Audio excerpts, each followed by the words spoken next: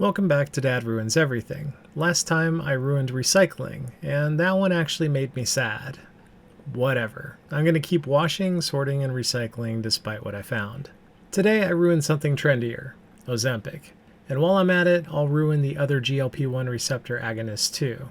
Ozempic is the injection that's supposed to shrink your body and expand your dreams. Unless it shrinks your muscle mass and expands your medical bills, that is. The research took a while on this one, but hey, I do this for all of you, so let's dive in. Ozempic is the brand name for semaglutide, a GLP-1 receptor agonist. It was approved to treat type 2 diabetes, not to help you fit into your formal wear. Other drugs in the same family include Wegovy, also a semaglutide, but FDA approved for weight loss, Mounjaro, tirzepatide, and Saxenda, liraglutide. There are others, but they're all pretty similar in their composition and effects. They also range in price from expensive to really expensive. These meds mimic the naturally occurring GLP-1 hormone, which helps to regulate insulin, slows digestion, and suppresses appetite. The weight loss effects? Real. But so are the costs, medically, financially, and culturally. So why are people using it? Well, because it works. People lose weight. But there's a catch. It's not magic. GLP-1 drugs reduce appetite by slowing gastric emptying and changing hunger signals. You eat less because you feel less hungry, but it doesn't rewire your metabolism, change your habits, or make you more active. Once you stop the medication, the weight often comes back. Surprise!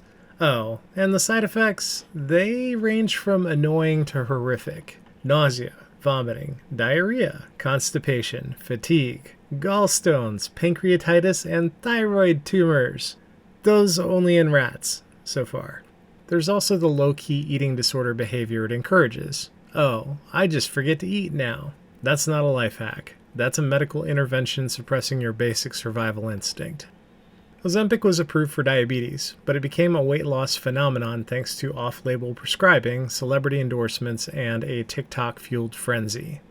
And when the Ozempic supply ran low, diabetic patients, the people who it was actually made for, couldn't get it. So we're prioritizing shrinking waistlines over managing chronic disease. That's gross. This isn't the first time we've had a weight loss drug boom. Fen-phen? Banned for causing heart valve damage. Ephedra? Banned for causing strokes and heart attacks. HCG injections? Completely debunked, but still sold online to this day. Now it's GLP-1s. Just this time we're injecting them weekly and charging over $1,000 a month. If that's not commitment to the bit, I don't know what is.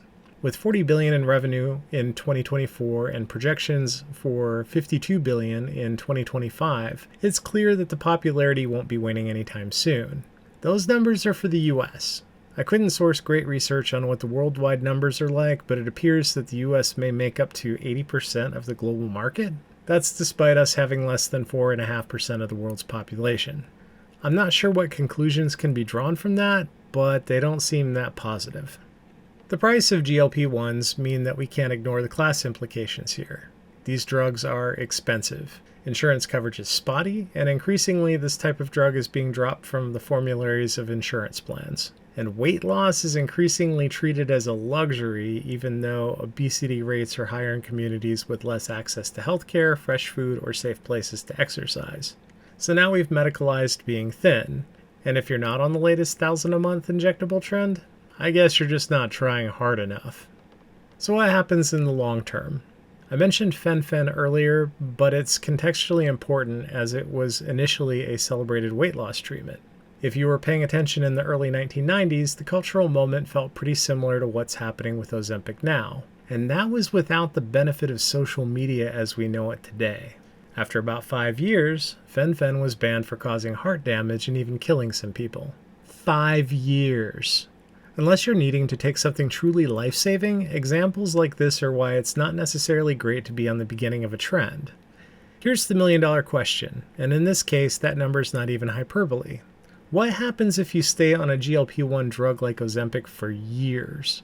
Short answer, we don't really know. Most of the clinical studies we have so far only track participants for 1 to 2 years. That's not even long enough to finish a bad lease, let alone understand the full effects of a medication you might be on indefinitely. But we're already starting to see some red flags. Malnutrition is a real risk. When you don't eat enough, even if it's because a drug suppresses your appetite, your body doesn't get the fuel it needs. GLP-1 drugs don't just reduce calorie intake. They often lead to inadequate nutrition because people aren't hungry at all. That leads to a growing list of problems. Muscle mass loss, or sarcopenia. People are losing weight fast, but not necessarily the right kind of weight. Just because you don't feel hungry doesn't mean your body stops needing nutrition. In the event you aren't taking care of yourself, your body may make a snack of your high-calorie butt meat. Drop a comment if you know the reference. Studies show that up to 40% of the weight lost on GLP-1s can be lean mass, including muscle. That's especially bad news if you're older, since muscle loss accelerates aging and increases the risk of injury and disability. Bone density loss. When your body isn't getting enough nutrients, it starts cutting corners. That includes leaching calcium and minerals from your bones, potentially increasing the risk of fractures, even in younger users. Some early reports show decreased bone mineral density in long-term users too. Hair thinning and hair loss. A common complaint in user forums and doctor offices. I'm skinnier, but I'm going bald. Why? Well, your hair needs protein, iron, zinc, and other nutrients to grow and stay healthy. If you're barely eating, your body deprioritizes non-essential functions, like keeping your hair. Cognitive issues. While GLP-1s don't appear to have any direct impact on cognitive abilities, the malnutrition that often accompanies GLP-1 usage does. Insufficient glucose, electrolyte imbalances, and suboptimal energy levels can cause brain fog, confusion, concentration difficulties, memory issues, and mood changes. Mood changes in these cases often refers to increased anxiety and depression. Electrolyte imbalances and fatigue. Nausea and vomiting aren't just unpleasant. They can lead to dehydration and serious electrolyte imbalances, which affect everything from heart rhythm to your energy levels. Depending on how low caloric intake drops, there may not be enough energy for routine activities, resulting in persistent fatigue. Hormonal disruption. Malnutrition can impact sex hormones, thyroid function, and even stress responses. That might not sound like a big deal until you're wondering why your libido vanished or your mood tanked. The rebound effect. Another major issue, weight regain. Most people who stop taking GLP-1 drugs gain the weight back, and often fast. Why? Because nothing about their lifestyle, metabolism, or habits fundamentally changed. Once appetite suppression is gone, the body tries to correct by increasing hunger hormones like ghrelin. This can lead to binge eating and even regaining more weight than you lost. It's the metabolic version of a yo-yo, and your body hates it. Some experts are starting to compare GLP-1 drugs to chronic treatments like statins or antidepressants. Once you start, you might be on them forever. And that raises even more questions. What are the long-term effects of chronic gastric slowdown? Will prolonged suppression of hunger mess with your endocrine system? What happens when someone gets pregnant while on these drugs? How will these medications interact with aging, bone loss, and other conditions over decades? We don't have many answers yet, but a lot of people are signing up for this ride anyway.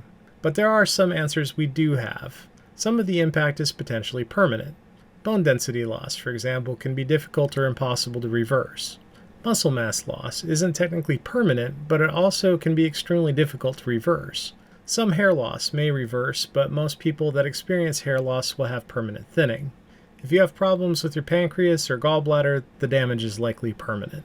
So the bottom line is that GLP-1s like Ozempic aren't a scam, but the culture around them kind of is. They work, but they don't fix anything. They have risks and side effects that get glossed over by influencers. They're expensive, overprescribed, and framed as the ultimate shortcut. And they reflect a society that would rather medicate away body size than address food access, physical activity, or mental health. If you're diabetic and these drugs help you manage your health, fantastic.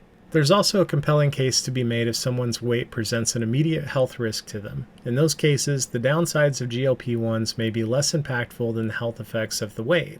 That's a discussion worth having with a doctor that you trust. But if you're using GLP-1s because someone on Instagram said it made them hot, that's an awful idea. Regardless, it seems that the safest approach to use with GLP-1s, assuming you're not taking them as a diabetic, is to have a plan. A plan to make sure that you maintain proper nutrition, even as you decrease your food intake. A plan to make sure that your level of physical activity decreases the impact on your muscle and bone density. And most importantly, a plan to make sure that GLP-1s help you get to your goal, instead of being a maintenance medication that's required for you to remain at your goal. Maybe that last part will change as we learn more about the long-term effects of staying on GLP-1s. Maybe it won't. The thing that's for certain is that whatever impact there is, you decrease potential problems by limiting your exposure. Plus, who wants their health to be on a subscription billing model anyway? So with that, I hope GLP-1s are sufficiently ruined for you, or for someone you're going to forward this to that has done way too selective research. As always, if you disagree or have GLP-1 experiences or horror stories, I'd like to hear about them in the comments below.